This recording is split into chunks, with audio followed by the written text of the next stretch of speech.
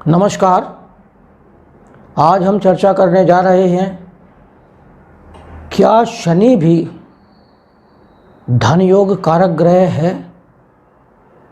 क्या यह कुंडली में धन योग बनाता है? और शनि कब और कैसे खोलता है खजाने का ताला? आज इसी पे चर्चा करते हैं। तो सबसे पहले हम सभी उन दर्शकों का धन्यवाद करते हैं जिन्होंने हमारे चैनल को सब्सक्राइब किया है, लाइक किया है और शेयर किया है। जो लोग सब्सक्राइब नहीं कर पाए हैं उनसे अनुरोध है कि वह सब्सक्राइब का बटन दबा दें, साथ ही बेल आइकन का बटन भी दबाएं, जिससे आने वाले सभी वीडियो आपको मिलते रहें।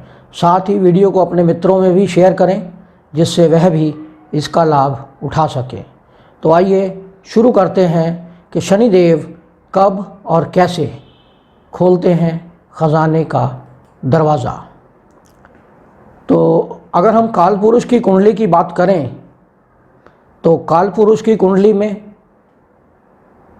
मेष लगन से शुरू होती है और दूसरे घर में वृष राशि आती है जिसके स्वामी शुक्र हैं। फिर आगे चलते हुए 10वें घर में शनि की राशि और 11वें घर में शनि की राशि आती है। जैसा कि हम सब जानते हैं कि 11वां भाव धन अर्जित करने का भाव है, धन भाव है, यहाँ से हम धन अर्जित करते हैं। और 10वां भाव भी शनि का भाव है, जहाँ से हम अपना कर्म करते हैं। कर्म करने के पश्चात ही हमें धन की प्राप्ति होती है। तो इन दो भावों का स्वामित्व शनि के पास है, यानी कर्म भी शनि कराते हैं और धन भी शनि देते हैं। लेकिन प्रत्येक चीज़ को रखने के लिए या रहने के लिए एक घर की आवश्यकता होती है। तो घर हम देखें तो कुंडली में चतुर्थ भाव से देखते हैं। चौथे घर से हम देखते हैं कि आदमी का मकान कैसा है, उसका घर कैसा है, उसका सुख कैसा है। इन सब चीज़ों का विचार हम चौथे घर से देखते हैं। तो अगर हम 11वें घर से चौथे घर की बात करें तो धन को हम कहाँ संचित करेंगे, कहाँ रखेंगे और उस धन से हमें कितना सुख प्राप्त होगा, इसके लिए हमें 11वें घर से चौथे घर पे जाना पड़ेगा।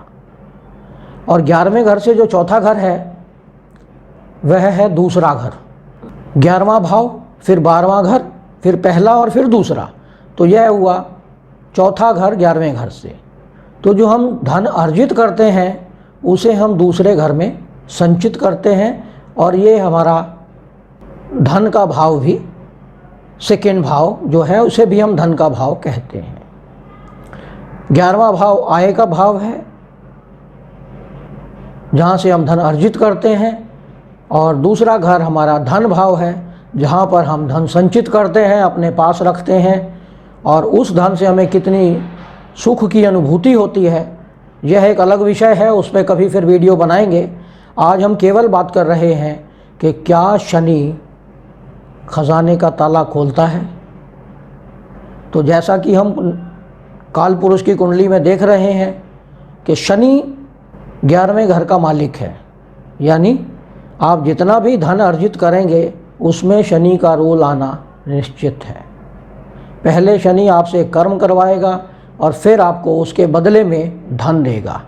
कर्म आप कितना करेंगे, कितना धन मिलेगा, यह अन्य कई पॉइंट्स पर निर्भर करता है कि आपके कुंडली में अलग अलग किस प्रकार के योग बने हुए हैं।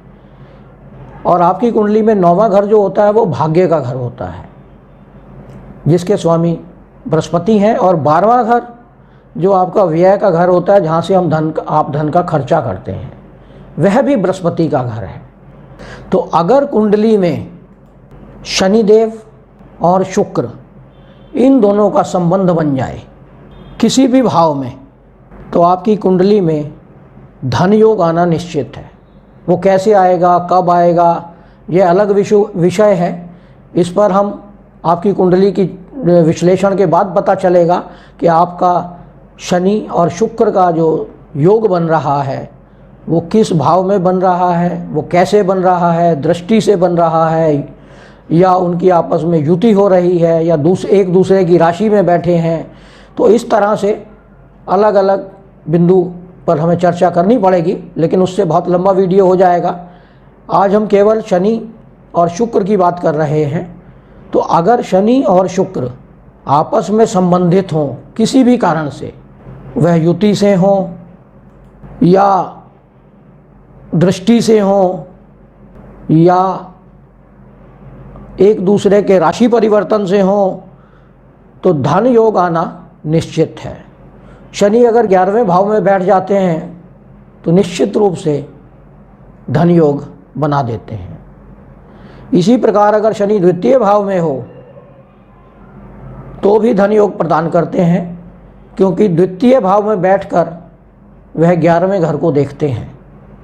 इसी प्रकार यदि शनि पंचम भाव में बैठ जाएं, यानी 5वें घर में बैठ जाएं, तो 5वें घर में बैठकर शनि आपके 11वें भाव को और आपके दूसरे भाव को, दोनों धन भावों को देखते हैं और ऐसे व्यक्ति को एक बहुत ही बड़ा, बहुत उत्तम प्रकार का धन योग प्रदान करते हैं।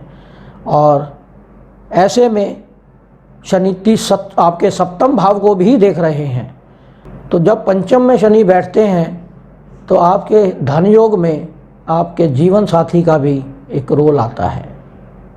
या तो धन की प्राप्ति आपको अपने ससुराल से होती है या आपको धन की प्राप्ति विवाह के पश्चात होती है, लेकिन निश्चित रूप से बहुत अपार धन का दरवाज़ा आपके लिए खुल जाता है। शनि और शुक्र यदि 11वें भाव में दोनों इकट्ठे बैठ जाएं तो यह भी एक उत्तम प्रकार का धन योग है। और ऐसे धन योग, और या शुक्र और शनि द्वितीय भाव में जाकर बैठ जाएं। 11वें भाव में जब यह दोनों जाकर बैठते हैं, व्यक्ति धन अर्जित बहुत करता है, लेकिन संचित करने में उसे समस्या आती है। लेकिन अगर शनि द्वितीय भाव में बैठ जाएं शुक्र के साथ, तो व्यक्ति धन अर्जित भी करता है और संचित भी करता है। ऐसे लोगों के पास ज़मीन जायदाद, गाड़ी, वाहन आदि बहुत अधिक होते हैं। अब हम दो उदाहरण भी ले लेते हैं। एक उदाहरण गौतम अडानी की कुंडली देखते हैं। गौतम अडानी की कुंडली में छठे भाव में शनि अपनी ही मकर राशि में बैठे हुए हैं और शुक्र 12वें भाव में कर्क राशि में है। तो शुक्र और शनि का आपस में संबंध बन रहा है और एक दूसरे को देख रहे हैं।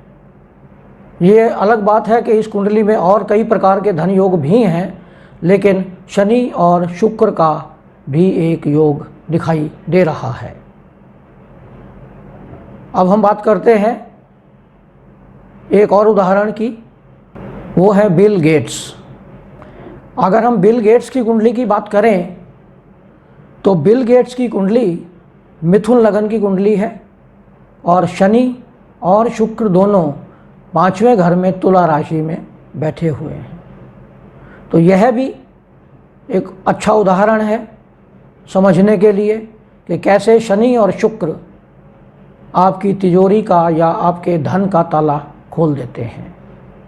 कुंडली में और भी धन योग हैं, उस पर अलग से कभी चर्चा करेंगे, लेकिन यह दोनों उदाहरण बहुत अच्छे उदाहरण हैं शनि और शुक्र को समझने के लिए। तो यह था शनि का विश्लेषण कि क्या शनि भी अपार धन योग कारक ग्रह है, क्या वह आपकी कुंडली में धन के खजाने का दरवाज़ा खोल सकता है। तो इस वीडियो को पूरा देखें और अपने मित्रों में भी शेयर करें, जिससे वह भी अपनी कुंडली देखकर स्वयं पता लगा सकें कि आपकी कुंडली में कितना धन योग है।